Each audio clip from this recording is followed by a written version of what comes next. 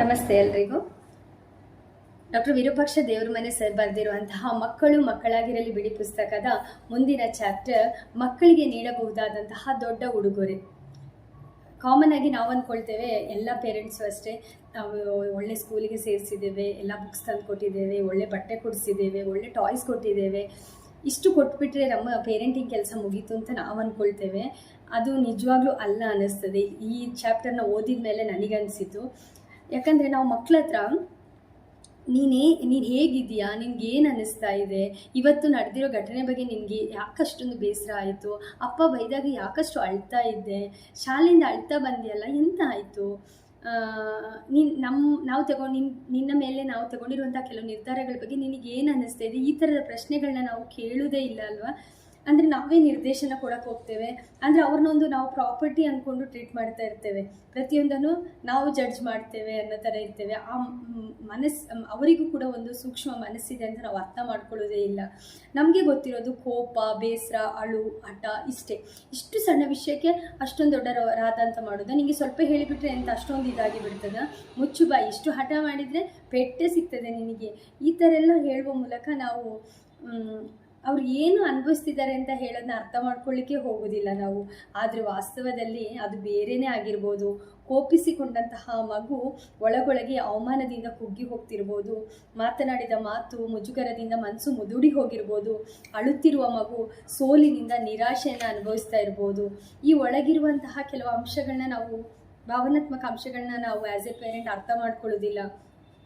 ಮಕ್ಕಳಿಗೇನು ಅಂತ ಭಾವನೆ ಅಂದ್ಕೊಂಡು ಬಿಡ್ತೇವೆ. ಆದರೆ ನಿಜ ಹೇಳಬೇಕಂದ್ರೆ ಮಗು ತನ್ನ ಭಾವನೆಗಳನ್ನು ಸರಿಯಾಗಿ ಗುರುತಿಸಲು ಕಲಿತರೆ ಮುಂದೆ ತನ್ನ ಭಾವನೆಗಳನ್ನು ಸರಿಯಾಗಿ ನಿರ್ವಹಿಸಲು ಕಲಿಯಬಲ್ಲದು. ಭಾವನೆಗಳನ್ನು ಸರಿಯಾಗಿ ವ್ಯಕ್ತಪಡಿಸಲು ಕಲಿತ ವ್ಯಕ್ತಿ ಬದುಕಿನಲ್ಲಿ ಭಾವನಾತ್ಮಕ ಒತ್ತಡದ ನಿರ್ವಹಣೆಯನ್ನು ಚೆನ್ನಾಗಿ ಮಾಡ್ತಾನೆ ಅಂತ ಹೇಳ್ತಿದ್ದಾರೆ ಸರ್ ಇಲ್ಲಿ. ಅಂದರೆ ಕೆಲವೊಂದು ದೈಹಿಕ ಸಮಸ್ಯೆಗಳು ಕೂಡ ಈ ಒತ್ತಡದಿಂದನೇ ಪ್ರಾರಂಭ ಆಗ್ತದೆ. ಉದಾಹರಣೆಗೆ ಬ್ಲಡ್ ಶುಗರ್ ಇರ್ಬೋದು, ಹಾರ್ಟ್ ರಿಲೇಟೆಡ್ ಇಶ್ಯೂಸ್ ಇರ್ಬೋದು. ಮುಖ್ಯವಾಗಿ ಆಟೋ ಇಮ್ಯೂನ್ ಡಿಸಾರ್ಡರ್ಸು ನಮ್ಮ ಲಾಂಗ್ ಟರ್ಮ್ ಒತ್ತಡದಿಂದ ಉಲ್ಬಣಗೊಳ್ತದೆ ಅಂತ ರಿಸರ್ಚ್ ಹೇಳ್ತದೆ. ಅಂದರೆ ಒಳಗೆ ನೋವು ಅನುಭವಿಸ್ತಿರುವಂತಹ ಮಗು ಏನೂ ಆಗಿಲ್ಲ ಅನ್ನೋ ಥರ ನಟನೆ ಮಾಡೋದು, ಬೇಸರ ಆಗಿದ್ರೂ ಕೂಡ ಮುಗುಳ್ನಾಗೆ ಇಟ್ಕೊಂಡು ಕೆಲಸ ಮಾಡ್ತಾ ಇರೋದು, ಇಷ್ಟವಿಲ್ಲದ ಕಾರ್ಯಗಳನ್ನು ತಿರಸ್ಕಾರದ ಭಯದಿಂದ ಇಲ್ಲ ಅಂತ ಹೇಳದೆ ಮಾಡೋದು, ಈ ಥರದ ಕೆಲವು ಉದಾಹರಣೆಗಳನ್ನ ಇಲ್ಲಿ ಸರ್ ಕೊಟ್ಟಿದ್ದಾರೆ. ಈಗ ಹೇಳಿ, ಭಾವನೆಗಳನ್ನು ಅರ್ಥೈಸಿಕೊಳ್ಳಿಕ್ಕೆ ಮಕ್ಕಳಿಗೆ ಸಹಾಯ ಮಾಡೋದು, ಅವರಿಗೆ ಆ ಕ್ಷಣ ಏನು ಅನ್ನಿಸ್ತಾ ಇದೆ ಅಂತ ವ್ಯಕ್ತಪಡಿಸಲು ಅವಕಾಶ ನೀಡೋದು ತುಂಬ ಮುಖ್ಯ ಅಂತ ಸರ್ ಹೇಳಿದ್ದಾರೆ. ಅಂದರೆ ಸಮ್ಟೈಮು ಕೆಲವೊಂದು ಇಶ್ಯೂಸ್ಗೆ ಎಷ್ಟು ಮೆಡಿಕಲ್ ಚೆಕಪ್ ಮಾಡಿದರೂ ಸಹ ಎಲ್ಲ ನಾರ್ಮಲ್ ಬರ್ತದೆ, ಆದರೆ ನೋವು ಕಡಿಮೆ ಆಗೋದಿಲ್ಲ, ಈ ಥರದ್ದು ಕಂಪ್ಲೇಂಟ್ಸ್ ಇರ್ತದೆ. ಆ ಥರ ಆದಾಗ ಅದು ಮನೋದೈಹಿಕ ಕಾಯಿಲೆಗಳಿಗೆ ಮೂಲ ಕಾರಣ ಕಂಡುಕೊಂಡು ಆ ಸಮಸ್ಯೆಗೆ ಚಿಕಿತ್ಸೆ ನೀಡಬೇಕಾಗ್ತದೆ.